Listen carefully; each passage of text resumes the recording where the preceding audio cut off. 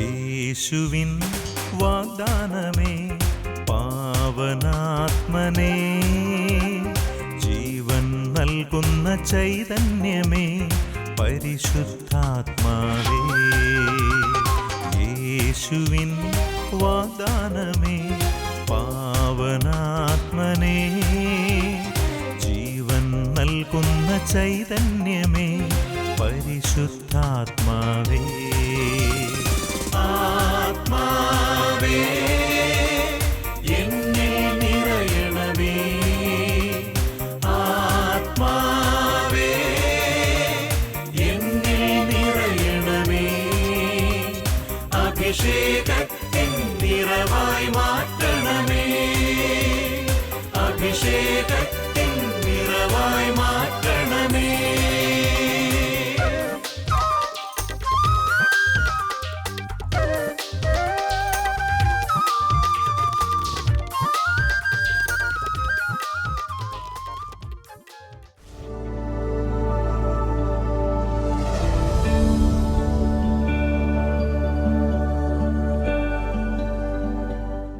Praise the Lord.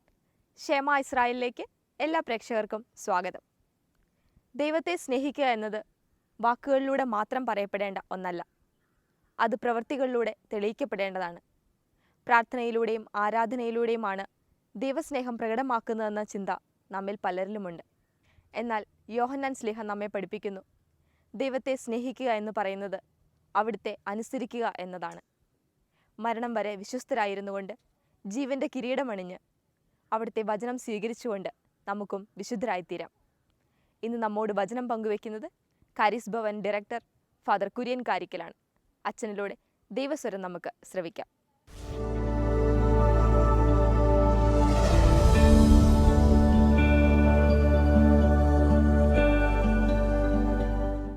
Praise the Lord.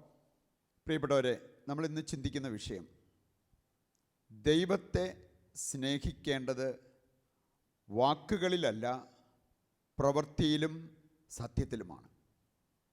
1 യോഹന്നാൻ 3-ാം അധ്യായത്തിൻ്റെ 18-ാമത്തെ വചനത്തിൽ യോഹന്നാൻ ശ്ലീഹ നമ്മെ പ്രത്യേകം പഠിപ്പിക്കുന്ന ഒരു വിഷയമാണ്. നമുക്കൊരു നിമിഷം പ്രാർത്ഥിക്കാം. നമ്മൾ ദൈവത്തിൻ്റെ വചനം കേൾക്കുമ്പോൾ ആ വചനം നമുക്ക് വലിയ ഒരു ഇൻസ്പിരേഷൻ, പ്രചോദനമായി തീരുവാൻ നമ്മളും വാക്കുകളെക്കാൾ ഉപരി പ്രവൃത്തിയിലും സത്യത്തിലും ദൈവത്തെ സ്നേഹിക്കുന്നവരായി തീരുവാൻ കൃപ നൽകണമേ എന്ന് പ്രാർത്ഥിക്കാം. പിതാവേ, അങ്ങയുടെ മഹത്വത്തിനായി ഞങ്ങൾ ചെയ്യുന്ന ഈ വചന പ്രഘോഷണത്തെ അവിടുന്ന് ആശീർവദിക്കണമേ. അനേകം മക്കളുടെ ഹൃദയത്തിൽ അങ്ങയുടെ വചനം എത്തുവാനും ആ വചനം സ്വീകരിച്ച് ജീവിതത്തെ ക്രമീകരിക്കുവാനും വേണ്ട അഭിഷേകവും അനുഗ്രഹവും ഞങ്ങൾക്ക് പ്രദാനം ചെയ്യണമേ. പരിശുദ്ധ അമ്മേ, ഞങ്ങൾക്ക് വേണ്ടി പ്രാർത്ഥിക്കണമേ. അമ്മ വചനം സ്വീകരിച്ചതുപോലെ, വചനം പ്രചരിപ്പിച്ചതുപോലെ ഞങ്ങളും ദൈവവചനം ജീവിക്കുകയും പ്രചരിപ്പിക്കുകയും ചെയ്യുവാനുള്ള അഭിഷേകം ഞങ്ങൾക്ക് ലഭിക്കുവാൻ അമ്മ മാധ്യസ്ഥം വഹിക്കണമേ. യേശുവേ നന്ദി, യേശുവേ സ്തുതി, യേശുവേ സ്തോത്രം. Praise Lord. പ്രിയപ്പെട്ടവരെ, 2 വചനങ്ങൾ നിങ്ങളുടെ ഹൃദയത്തിലേക്ക് ഏറ്റെടുക്കുന്നത് നല്ലതായിരിക്കും.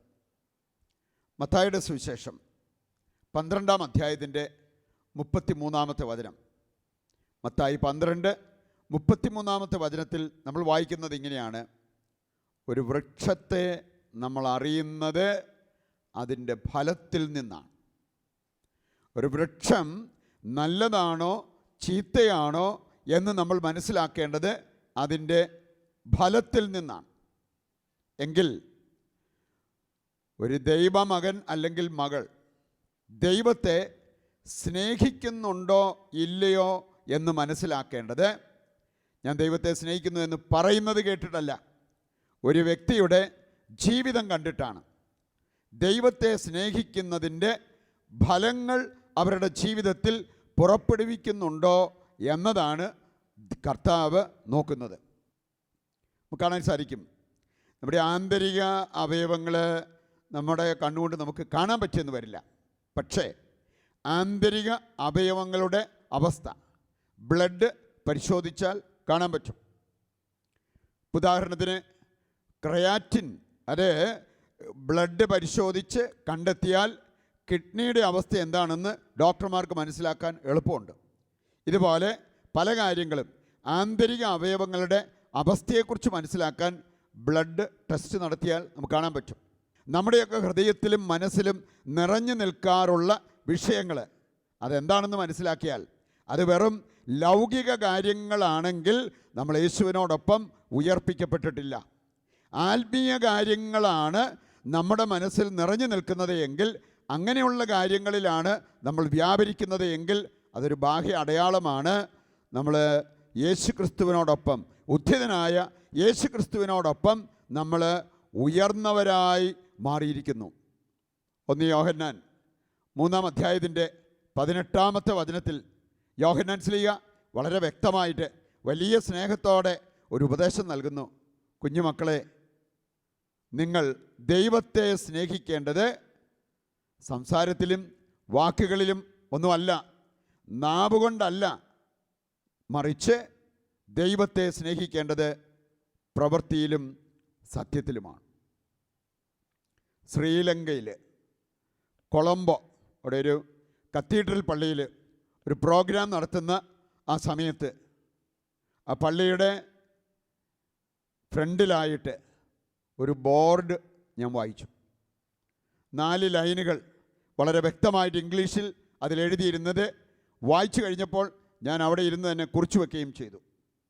എൻ്റെ പ്രിയപ്പെട്ടവരെ, അതിലാദ്യത്തെ ലൈനിൽ പറഞ്ഞിരിക്കുന്നത് ഇപ്രകാരമാണ്: സ്മോൾ മൈൻഡ്സ് ഡിസ്കസ് പീപ്പിൾ. എന്ന് പറഞ്ഞാൽ മനസ്സ് വേണ്ടതുപോലെ വളർന്നിട്ടില്ലെങ്കിൽ അങ്ങനെയുള്ളവരുടെ ജീവിതത്തിൽ പ്രതിഫലിക്കുന്ന ഒരു കാര്യം, അവരെപ്പോഴും ഏതെങ്കിലും മനുഷ്യരെക്കുറിച്ച് എന്തെങ്കിലുമൊക്കെ പറഞ്ഞുകൊണ്ടിരിക്കും. ഇനി അത് അപവാദമായിട്ട് മാറാം, പരദൂഷണമായിട്ട് മാറാം, വേണമെങ്കിൽ ലൗകികമായിട്ടുള്ള വ്യർത്ഥഭാഷണമായിട്ട് മാറാം. ഇനി ചില വ്യക്തികളെ സംബന്ധിച്ചിടത്തോളം ഈ ഒരവസ്ഥയിൽ കുടുങ്ങിക്കിടക്കുന്നത് കാണാൻ പറ്റും. അവർക്ക് എപ്പോഴും ആരുടെയെങ്കിലും കാര്യങ്ങൾ പറഞ്ഞുകൊണ്ടിരിക്കണം. അതിൽ ഏറിയ ഭാഗം കുറ്റങ്ങളും കുറവുകളുമായിരിക്കും. Small minds discuss people. ഇനി 2-ാമത്തെ ലൈനിൽ പറഞ്ഞിരിക്കുന്നത് ആവറേജ് മൈൻഡ്സ് ഡിസ്കസ് ഫാക്ട്സ്. മനസ്സ് ഒരുമാതിരിയെങ്കിലും വളർച്ചയിൽ എത്തിയിട്ടുണ്ടെങ്കിൽ ഇല്ലാത്ത കാര്യങ്ങളൊന്നും പറയില്ല. ഊഹിച്ച് സംസാരിക്കുന്ന ആ ഒരു സാഹചര്യത്തിലേക്ക് അങ്ങനെയുള്ളവർ പോകില്ല. ചിലരെ കാണാൻ സാധിക്കും, സ്കെൽറ്റൻ, അസ്ഥിവഞ്ചനം കിട്ടിയാൽ മതി, ഫ്ലഷും ബ്ലഡും ഒക്കെ അവർ കൂട്ടിച്ചേർക്കും. പ്രിയപ്പെട്ടവരെ, അങ്ങനെ സംസാരിക്കാൻ നമുക്ക് അവകാശമില്ല. നമ്മുടെ മനസ്സ് വളർന്നവരാണെങ്കിൽ നമ്മൾ ചെയ്യുന്നൊരു കാര്യം ഇല്ലാത്ത കാര്യങ്ങൾ ഒരിക്കലും പറയില്ല. ഉള്ള കാര്യങ്ങൾ കൃത്യമായിട്ട് മനസ്സിലാക്കിയ കാര്യങ്ങൾ മാത്രമേ നമ്മൾ സംസാരിക്കൂ. Average minds discuss facts. ഇനി 3-ാമത്തെ line, great minds discuss ideas. മനസ്സ് നന്നായിട്ട് വളർന്ന് വൈകാരിക പക്വതയും ആത്മീയ പക്വതയും ഒക്കെ പ്രാപിച്ച വ്യക്തികളാണെങ്കിൽ അവർക്ക് ചെയ്യാൻ പറ്റുന്ന ഒരു കാര്യം ഇവിടെ പറഞ്ഞിരിക്കുകയാണ്: അവർ നല്ല ആശയങ്ങൾ പങ്കുവയ്ക്കും. നമുക്കെടുക്കാവുന്നതും കൊടുക്കാവുന്നതുമായിട്ടുള്ള ഏറ്റവും നല്ല ആശയം എന്ന് പറഞ്ഞാൽ ദൈവരാജ്യത്തെക്കുറിച്ചോ നിത്യജീവനെക്കുറിച്ചോ ആത്മരക്ഷയെക്കുറിച്ചോ നമുക്ക് നല്ല ആശയങ്ങൾ കൊടുക്കാനും എടുക്കാനും പറ്റിയാൽ അതാണ് ഏറ്റവും വലിയ കാര്യം. പ്രിയപ്പെട്ടവരെ, 1 കൊറിന്തോസ് 13-ാം അധ്യായം 10-ാമത്തെ വചനത്തിൽ പറഞ്ഞിരിക്കുന്ന ഒരു കാര്യം: പൂർണ്ണമായവ ഉദിക്കുമ്പോൾ അപൂർണമായവ അസ്തമിക്കും. When the perfect appears, the imperfect will disappear. അങ്ങനെയെങ്കിൽ നമുക്ക് ഉയർന്ന കാര്യങ്ങൾ, ഉന്നതമായ കാര്യങ്ങൾ, ആത്മീയ കാര്യങ്ങൾ, നിത്യജീവനെ സംബന്ധിക്കുന്ന കാര്യങ്ങൾ, അങ്ങനെയുള്ള കാര്യങ്ങൾ പറയാൻ സാധിക്കുമ്പോൾ ലൗകികമായ കാര്യങ്ങൾ നമ്മുടെ ജീവിതത്തിൽ നിന്നും വഴിമാറുന്നത് കാണാൻ പറ്റും. Great minds discuss ideas. നാലാമത്തെ ലൈൻ, അതാണ് നമ്മുടെ ചിന്താവിഷയമാക്കി നമ്മൾ മാറ്റേണ്ടത്. നാലാമത്തെ ലൈനിൽ ഞാൻ വായിച്ചത് ഇപ്രകാരമാണ്: only those with greatest minds act in silence. എന്ന് പറഞ്ഞാൽ നന്നായിട്ട് മനസ്സ് വളർന്നവർക്ക് ചെയ്യാൻ പറ്റുന്ന ഒരു പ്രധാനപ്പെട്ട കാര്യമാണ്, ഒത്തിരി വർത്തമാനമൊന്നും പറഞ്ഞില്ലെങ്കിലും അവർ പ്രവർത്തിക്കും. നമ്മളിന്ന് കണ്ടു, യോഹന്നാൻ ശ്ലീഹ പറഞ്ഞിരിക്കുന്നത് കുഞ്ഞുമക്കളെ സ്നേഹിക്കേണ്ടത് സംസാരത്തിലൂടെയല്ല, പ്രവൃത്തിയിലും സത്യത്തിലുമാണ്. അപ്പം അതിന് അനിവാര്യമായ ഒരു കാര്യമാണ് നമ്മുടെ മനസ്സ് വളരുക, വൈകാരിക പക്വത, ആത്മീയ പക്വത, നല്ല അറിവ്, ഇങ്ങനെയുള്ള കാര്യങ്ങൾ നമ്മുടെ ജീവിതത്തിലേക്ക് ഏറ്റെടുക്കാൻ പറ്റുന്നതിലൂടെയാണ് നിശബ്ദതയിൽ പ്രവർത്തിക്കുന്നവരായി മാറുവാൻ പറ്റുക. ചില കുടുംബങ്ങളിൽ നമുക്ക് കാണാൻ സാധിക്കും, ഒരു വ്യക്തിയാണെങ്കിൽ ഒരു വ്യക്തി, ആ ഒരു വ്യക്തി ഒത്തിരി വർത്തമാനമൊന്നും പറയാതെ പ്രവർത്തിക്കാൻ തയ്യാറാകുന്നത് കൊണ്ട് ആ വീട്ടിലെ ഒത്തിരി കാര്യങ്ങൾ നടക്കും. ഒരിടവകയിലേക്ക് നോക്കിയാൽ ഏതാനും വ്യക്തികളെങ്കിലും എല്ലാ ഇടവകയിലും കാണാൻ പറ്റും, അധികം സംസാരിക്കാതെ പ്രവർത്തിക്കുന്ന വ്യക്തികൾ. പ്രിയപ്പെട്ടവരെ, അവരെ പ്രശംസിച്ചില്ലെങ്കിലും കുഴപ്പമില്ല, അവർ ചെയ്ത കാര്യങ്ങൾ അനൗൺസ് ചെയ്തില്ലെങ്കിലും കുഴപ്പമില്ല, അവർ നിശബ്ദതയിൽ പ്രവർത്തിക്കുന്ന വ്യക്തികൾ. അങ്ങനെ ഒരു ബോധ്യം വന്നിട്ട് ആ ഒരു കാര്യത്തിൽ ഉറച്ചു നിൽക്കുന്ന വ്യക്തികളെ കാണാൻ സാധിക്കും. അമേരിക്കയിൽ പോലും അവർ പറയാറുണ്ട് ഒരു 80-20 കോമ്പിനേഷൻ എന്ന് പറഞ്ഞാൽ എല്ലാ ഇടവകയിലും തന്നെ ഒരു 80% പണികാര്യങ്ങൾ ചെയ്യപ്പെടുന്നത്, 80% സംഭാവനകൾ, കൺട്രിബ്യൂഷൻ അവിടെ വരുന്നത് 20% ആൾക്കാരിൽ നിന്നാണ്, 20% ആൾക്കാരിൽ നിന്ന്. ആ 20% ആൾക്കാരാണ് അധികം സംസാരിക്കാതെ പ്രവർത്തിക്കുന്ന വ്യക്തികൾ. നമുക്ക് കാണാൻ സാധിക്കും യോഹന്നാന്റെ സുവിശേഷം 14-ാം അധ്യായത്തിൻ്റെ 15-ാമത്തെ വചനം. നമ്മുടെ ഹൃദയത്തിൽ നമ്മൾ കുറിച്ചിടേണ്ട ഒരു വചനം. യോഹന്നാന്റെ സുവിശേഷം 14-ാം അധ്യായത്തിൻ്റെ 15-ാമത്തെ വചനം: നിങ്ങൾ എന്നെ സ്നേഹിക്കുന്നുവെങ്കിൽ എൻ്റെ കൽപ്പന നിങ്ങൾ പാലിക്കും. ദൈവത്തെ സ്നേഹിക്കുന്നവർ അവിടുത്തെ കൽപ്പന പാലിക്കും. പ്രിയപ്പെട്ടവരെ, ഇതിൻ്റെ വെളിച്ചത്തിൽ നമ്മൾ മനസ്സിലാക്കിയിരിക്കേണ്ട ഒരു കാര്യമാണ്, ദൈവത്തെ സ്നേഹിക്കുന്നവർ ദൈവം ഇഷ്ടപ്പെടുന്നവ ഇഷ്ടപ്പെടും, ദൈവം വെറുക്കുന്ന കാര്യങ്ങൾ വെറുക്കും. ദൈവം ഇഷ്ടപ്പെടുന്ന കാര്യങ്ങൾ ഞാൻ ഇഷ്ടപ്പെടാതെ ഞാൻ ദൈവത്തെ സ്നേഹിക്കുന്നു എന്ന് പറഞ്ഞാൽ അത് വെറും പൊള്ള വാക്ക്. ദൈവം വെറുക്കുന്ന കാര്യങ്ങൾ ഞാൻ വെറുക്കാതെ ഞാൻ ദൈവത്തെ സ്നേഹിക്കുന്ന വ്യക്തിയാണ് എന്ന് പറഞ്ഞാൽ, എൻ്റെ പ്രിയപ്പെട്ടവരെ, അത് വെറും പൊള്ള വാക്ക്. യഥാർത്ഥത്തിൽ ദൈവത്തെ സ്നേഹിക്കുന്നവരായി മാറാൻ ഞാനും ദൈവം ഇഷ്ടപ്പെടുന്നവ ഇഷ്ടപ്പെടണം, ദൈവം വെറുക്കുന്നവ വെറുക്കണം. കർത്താവ് വെറുക്കുന്നു എന്ന് പറഞ്ഞിരിക്കുന്ന ഒരു കാര്യത്തിലേക്ക് നമ്മുടെ ശ്രദ്ധ മുഴുവൻ നമുക്കിന്ന് കൊണ്ടുവരാം. കർത്താവ് വെറുക്കുന്ന ഒരു കാര്യമായിട്ട് എടുത്തു കാണിച്ചിരിക്കുന്നതാണ് അന്യദൈവാരാധന, വിഗ്രഹാരാധന.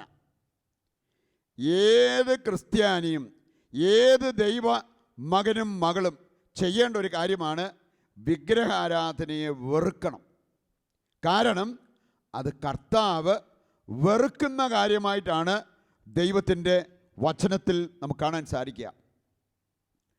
പ്രിയപ്പെട്ടവരെ, ഏതാനും വചനഭാഗങ്ങളിലൂടെ നമ്മുടെ ശ്രദ്ധ ഒന്ന് കടത്തിക്കൊണ്ട് പോവുകയാണെങ്കിൽ ഇക്കാര്യം വ്യക്തമായിട്ട് നമുക്ക് മനസ്സിലാക്കാൻ പറ്റും. നിയമാവർത്തന പുസ്തകം പ്രത്യേകം എടുത്തു പറഞ്ഞിരിക്കുന്ന ഒരു കാര്യം, അത് പല അധ്യായങ്ങളിലായിട്ട് എടുത്തു പറഞ്ഞിരിക്കുന്ന ഒരു കാര്യം ഇതാണ്: നിങ്ങൾക്ക് ഒരു ദൈവമേ ഉണ്ടാകാവൂ, ഇസ്രായേലിൻ്റെ ദൈവം. ആ ദൈവത്തെ വിട്ടിട്ട് അന്യദൈവങ്ങളെ നിങ്ങൾ ആരാധിച്ചാൽ ഞാൻ തന്നെ നിങ്ങളുടെ നാശമുറപ്പിക്കും എന്നാണ് പറഞ്ഞിരിക്കുന്നത്. പ്രിയപ്പെട്ടവരെ, അനുസരിച്ചാൽ അനുഗ്രഹം, അനുസരിക്കാതെ ധിക്കാരം കാണിച്ചാൽ വാളിനിരയായി തീരുമെന്ന് കർത്താവ് വളരെ വ്യക്തമായിട്ട് പറഞ്ഞിരിക്കുന്ന കാര്യമാണ്. നിയമാവർത്തന പുസ്തകത്തിലും ലേവ്യരുടെ പുസ്തകത്തിലുമെല്ലാം ഈ ആശയം വളരെ വ്യക്തമായിട്ട് ദൈവം അവതരിപ്പിച്ചിരിക്കുന്നത് കാണാൻ പറ്റും. അപ്പം അതുകൊണ്ട് വിഗ്രഹാരാധന, അന്യദൈവാരാധന, ഞാനൊരിക്കൽ എപ്പം ബൈബിൾ തുറന്നാലും എനിക്ക് കിട്ടുന്ന വചനഭാഗങ്ങളെല്ലാം ഇതുമായിട്ട് ബന്ധപ്പെട്ട കാര്യങ്ങളായിരുന്നു. അപ്പം അതുകൊണ്ട് തന്നെ എനിക്ക് തോന്നി ദൈവം എന്തോ ആഗ്രഹിക്കുന്നുണ്ട്. അതിലൂടെ ഞാൻ ഒരു ലേഖനം ഉടനടി അത് വെച്ച് എഴുതുകയുണ്ടായി. അന്യദൈവാരാധന കരുണയർഹിക്കാത്ത പാപം. കാരണം അതുപോലെ ദൈവത്തിൻ്റെ വചനം വ്യക്തമാക്കുന്നൊരു കാര്യമാണ് അന്യദൈവാരാധനയിലേക്ക് നമ്മൾ പോകരുത്. ലേവ്യരുടെ പുസ്തകം 19-ാം അധ്യായത്തിൻ്റെ 6-ാമത്തെ വചനമെടുത്താൽ, ലേവ്യർ 19-ാം അധ്യായത്തിൻ്റെ 6-ാമത്തെ വചനം നൽകുന്ന സന്ദേശം ഇതാണ്: നിങ്ങൾ മന്ത്രവാദികളെയോ കൂടോത്രക്കാരെയോ സമീപിച്ച് അശുദ്ധരാകരുത്. അങ്ങനെ സംഭവിച്ചാൽ നിങ്ങളെ ഞാൻ സ്വജനത്തിൽ നിന്ന് വിച്ഛേദിച്ചു കളയും. പ്രിയപ്പെട്ടവരെ, ഈ ഒരു പാപം മൂലം നമ്മുടെ ജീവിതത്തിൽ സംഭവിക്കാവുന്നൊരു കാര്യം, തായ്തടിയോട് ചേർന്ന് നിന്ന് ശാഖ മുറിച്ചു മാറ്റപ്പെട്ടതുപോലെ ഇവിടെ പറഞ്ഞിരിക്കുകയാണ്, ദൈവകൃപയിലായിരുന്ന നമ്മൾ അവിടെ നിന്ന് മുറിച്ചു മാറ്റപ്പെട്ടാൽ നമുക്കെന്ത് സംഭവിക്കാം? ആ കമ്പ് വാടി കരിഞ്ഞു പോകുന്നത് പോലെ ദൈവകൃപ നഷ്ടപ്പെട്ട അവസ്ഥയിൽ ക്രിസ്തീയ ജീവിതത്തിൽ നമ്മൾ വാടിത്തളരുന്ന ആ ഒരു സാഹചര്യമുണ്ടാവും. കർത്താവ് വ്യക്തമായിട്ട് പറഞ്ഞിരിക്കുകയാണ്, ഇപ്രകാരം നിങ്ങൾ പ്രവർത്തിച്ചാൽ ഞാൻ നിങ്ങളെ സ്വജനത്തിൽ നിന്ന് വിച്ഛേദിച്ചു കളയും. വീണ്ടും നിയമാവർത്തന പുസ്തകം 18-ാം അധ്യായത്തിൻ്റെ 9-ാമത്തെ വചനം 9 മുതലുള്ള തിരുവചന ഭാഗം വായിച്ചാൽ അവിടെ പറഞ്ഞിട്ടുണ്ട്, നിങ്ങളുടെ ചുറ്റുപാടുമുള്ളവർ പല വിധത്തിലുള്ള അനാചാരങ്ങളും നടത്തിയേക്കാം, നിങ്ങൾ ആ വഴിക്ക് പോകരുത്. അനാചാരങ്ങളെ നിങ്ങൾ അനുകരിക്കരുത് എന്ന് വ്യക്തമായിട്ട് ദൈവത്തിൻ്റെ വചനം പഠിപ്പിക്കുന്നത് കാണാൻ പറ്റും. പ്രിയപ്പെട്ടവരെ, അന്യദൈവാരാധനയെക്കുറിച്ച്, വിഗ്രഹാരാധനയെക്കുറിച്ച് ഒക്കെ മനസ്സിലാകണമെങ്കിൽ ഒരൊറ്റ വചനം നമ്മുടെ ഹൃദയത്തിലേക്ക് നമ്മൾ ഏറ്റെടുത്താൽ മതി. അത് റോമാലേഖനം 1-ാം അധ്യായത്തിൻ്റെ 25-ാമത്തെ വചനമാണ്.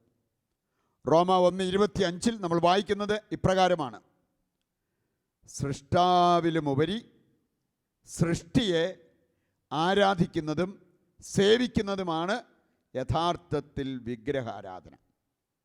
നമുക്ക് നമ്മുടെ മുമ്പിൽ വെക്കാൻ ഒരു വിഗ്രഹം വേണമെന്നില്ല. ഇന്ന് ഒത്തിരി പേരുടെ ഹൃദയത്തിലും വിശ്വാസ ജീവിതത്തിലും കുടുംബത്തിലുമെല്ലാം പല വിധത്തിലുള്ള വിഗ്രഹങ്ങൾ കയറിപ്പറ്റിയിരിക്കുന്നത് കാണാൻ പറ്റും. സൃഷ്ടാവിലുമുപരി സൃഷ്ടിയെ ആരാധിക്കുന്നതും സേവിക്കുന്നതുമാണ് വിഗ്രഹാരാധന.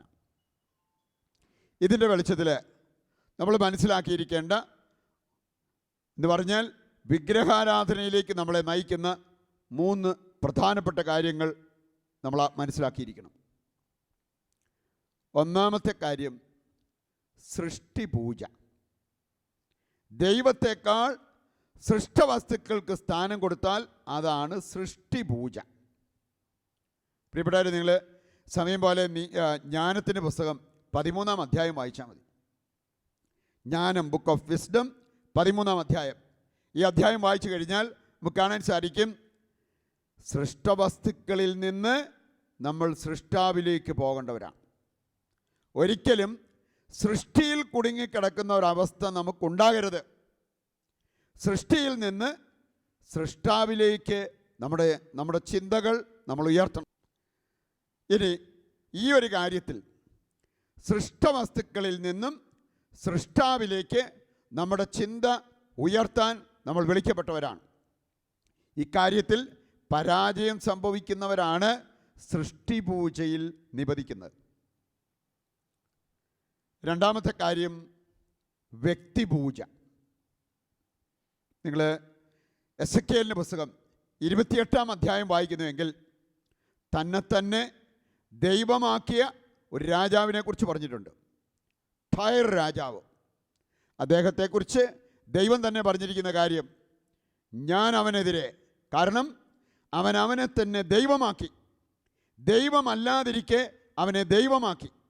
അതുകൊണ്ട് ഞാൻ അവനെതിരെ ഏറ്റവും ശക്തരായിട്ടുള്ള ശത്രുക്കളെ അയക്കും. അവരവനെ ഇല്ലാതാക്കും. ദൈവമല്ലാതിരിക്കെ ദൈവമാകാൻ നമ്മൾ പരിശ്രമിച്ചാൽ നമ്മുടെ ജീവിതത്തിൽ ഉണ്ടാകാവുന്ന നാശത്തെക്കുറിച്ച് നമ്മൾ മനസ്സിലാക്കിയിരിക്കണം. സ്വയം ദൈവമാക്കാൻ നോക്കുന്ന അവസ്ഥ. അതുപോലെ തന്നെ രണ്ടാമതായിട്ട് നമ്മൾ ഓർത്തിരിക്കണം, മറ്റുള്ളവർ ചിലപ്പോൾ നമ്മെ ദൈവമാക്കാനുള്ള പരിശ്രമം നടത്തിയേക്കാം. അവിടെയും വീഴാതിരിക്കാൻ നമ്മൾ പ്രത്യേകം ശ്രദ്ധിക്കണം. ഞാനല്ല ദൈവം, നിങ്ങൾ ദൈവത്തെയാണ് ആരാധിക്കേണ്ടത്, ദൈവത്തിങ്കിലേക്കാണ് തിരിയേണ്ടത് എന്ന് ഓരോ ശുശ്രൂഷകനും പറഞ്ഞു കൊടുക്കാൻ പറ്റണം. അപ്പസ്തോല പ്രവർത്തനം 10-ാം അധ്യായത്തിൻ്റെ 25-ാമത്തെ വചനത്തിൽ കൊർന്നേലിയൂസ് പത്രോസിനെ ദൈവത്തെ പോലെ കാണാൻ തുടങ്ങിയപ്പോൾ പത്രോസ് അവനെ കറക്റ്റ് ചെയ്തു. അപ്പസ്തോല പ്രവർത്തനം 14-ാം അധ്യായത്തിൻ്റെ 11 മുതൽ വായിച്ചാൽ പൗലോസിനെയും ബർണബാസിനെയും ദൈവമായിട്ട് കാണാൻ തുടങ്ങിയപ്പോൾ അവരെ കറക്റ്റ് ചെയ്യുന്ന ഒരു രംഗം നമുക്ക് കാണാൻ സാധിക്കും. അപ്പോൾ അതുകൊണ്ട് പ്രിയപ്പെട്ടവരെ, അറിവില്ലായ്മ കൊണ്ടും മറ്റുള്ളവരെ ദൈവത്തിന് കൊടുക്കേണ്ട സ്ഥാനം നമുക്ക് തരാൻ നമ്മളെ ദൈവത്തെ പോലെ കാണാൻ തുടങ്ങിയാൽ അവരെ ആ നിമിഷം നമ്മൾ കറക്റ്റ് ചെയ്യണം. മൂന്നാമത്തെ കാര്യമാണ് സാത്താൻ പൂജ.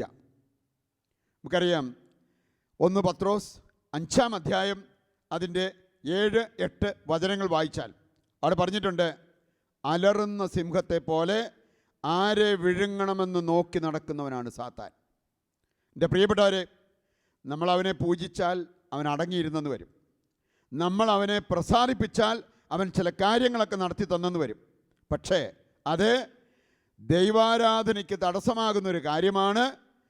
വിഗ്രഹാരാധന പോലെ പാപമായ ഒരു കാര്യമാണെന്ന് ദൈവത്തിൻ്റെ വചനം നമ്മെ പഠിപ്പിക്കുന്നത് കാണാൻ പറ്റും. ദൈവത്തെ ശരിക്കും ആരാധിക്കാൻ നമ്മൾ പഠിച്ചാൽ നമ്മൾ ഒരു കാരണവശാലും വിഗ്രഹാരാധനയിലേക്ക് പോകേണ്ടി വരില്ല. ഇസ്രായേലിൻ്റെ ദൈവം സത്യദൈവമാണ്. ആ ദൈവം നമുക്ക് മതിയായവനാണ്. നമ്മുടെ വിശ്വാസത്തിൽ ഒരു തെറ്റ് വരാതെ, നമ്മുടെ ജീവിതത്തിൽ ഒരു തെറ്റ് പറ്റാതെ, നമ്മുടെ കുടുംബത്തിൽ വിശ്വാസത്തിന് നിരക്കാത്ത ഒരു പ്രവൃത്തിയിലേക്ക് പോകാതെ ആ ദൈവത്തോട് വിശ്വസ്തത പുലർത്തി ജീവിക്കാൻ നമുക്ക് സാധിക്കണം. അങ്ങനെയുള്ളവരാണ് യഥാർത്ഥത്തിൽ ദൈവത്തെ സ്നേഹിക്കുന്നവരും ദൈവത്തെ ആരാധിക്കുന്നവരുമായി മാറുന്നത്. ആ ഒരു കൃപയ്ക്കും അഭിഷേകത്തിനും വേണ്ടി ദൈവത്തോട് നമുക്ക് പ്രാർത്ഥിക്കാം. ഇക്കാര്യം നമുക്ക് ആരാധനയിലേക്ക് കൊണ്ടുവന്ന് ദിവ്യകാരുണ്യനാഥൻ്റെ മുമ്പിൽ പ്രാർത്ഥിച്ച് വലിയൊരു അഭിഷേകവും ഒപ്പം ദൈവത്തിൻ്റെ പ്രത്യേകമായ അനുഗ്രഹങ്ങളും നമുക്ക് ഏറ്റെടുക്കുവാനായിട്ട് പരിശ്രമിക്കാം.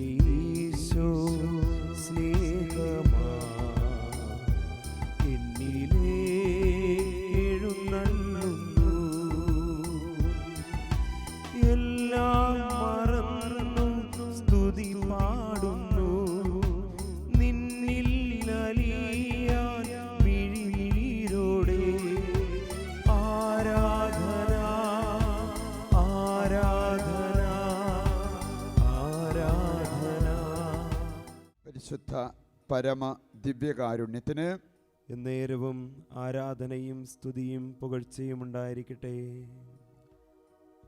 ഈശോയിൽ പ്രിയപ്പെട്ടവരെ, ദിവ്യകാരുണ്യനാഥൻ നമ്മുടെ മധ്യ എഴുന്നള്ളിയിരിക്കുന്ന സ്വർഗീയ നിമിഷങ്ങളിലൂടെയാണ് നമ്മൾ കടന്നു പോവുക.